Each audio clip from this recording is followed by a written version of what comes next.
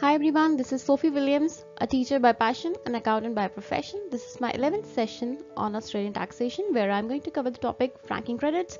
So this is going to be a super quick session where I'm going to tell you exactly everything about franking credits that you need to know. So let's get started. So what exactly franking credit means?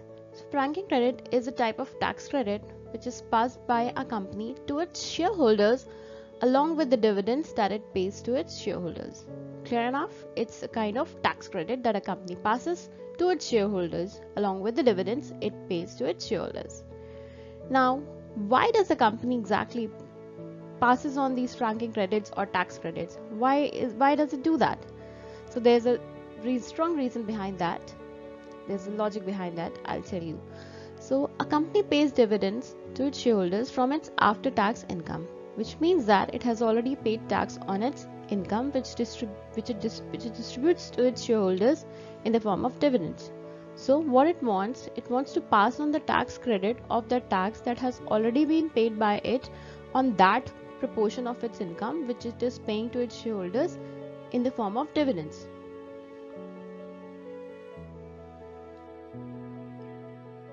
Now let us see some very important points related to franking credits which you must remember. So franking credits are also known as imputation credits. So if you ever come across this term imputation credits in any question, please don't get confused. They are referring to franking credits only. Second is, franking credits are refundable tax credits. So what does it exactly mean when I say these are refundable tax credits? So if in case the tax which is payable by a shareholder is lower than the total franking credits which are received by them, then in that case whatever is the franking credits amount remaining after offsetting all the tax which was payable by the shareholder can claim a refund for the balance franking credits which is remaining after offsetting the tax payable. This will become clearer when I cover an example later on in this session.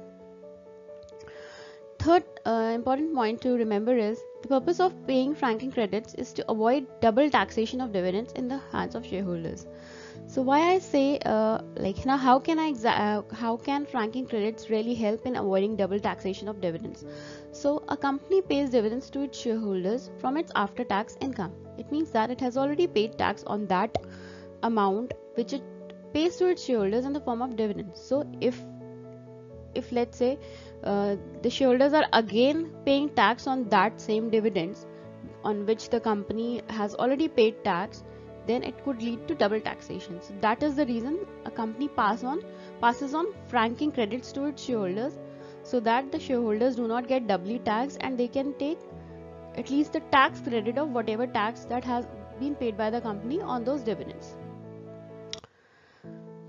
Fourth very important point to remember is franking credits can only be passed by Australian resident companies. So it cannot be passed on to its shareholders by any non-resident companies or foreign companies. This is a very important point and you must remember this.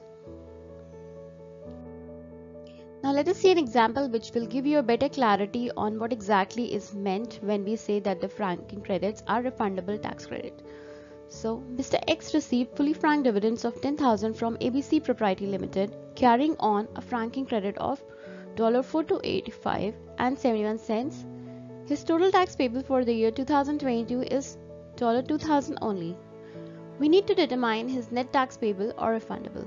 So, in this case, the shareholder has received a franking credit of $4,285 and 71 cents, whereas the tax payable is only $2,000. So as you're aware that franking credits are a form of tax credits, they can be used to offset any tax payable by the shareholder. So we'll use the first 2,000 of the tax credits or the franking credits to offset the tax payable, and the remaining amount of franking credits which are remaining after offsetting any tax payable can be claimed by the shareholder as a refund.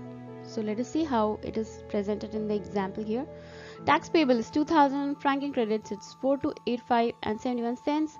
So we are left with the balance amount of franking credits of $2,285 and 71 cents of franking credits, which will be refunded to the shareholder. Thank you for watching this session. I hope you got some learning out of it. And if you're interested in taking any free one-to-one online tutoring sessions from me, then please check the contact details given in the description box. Thank you.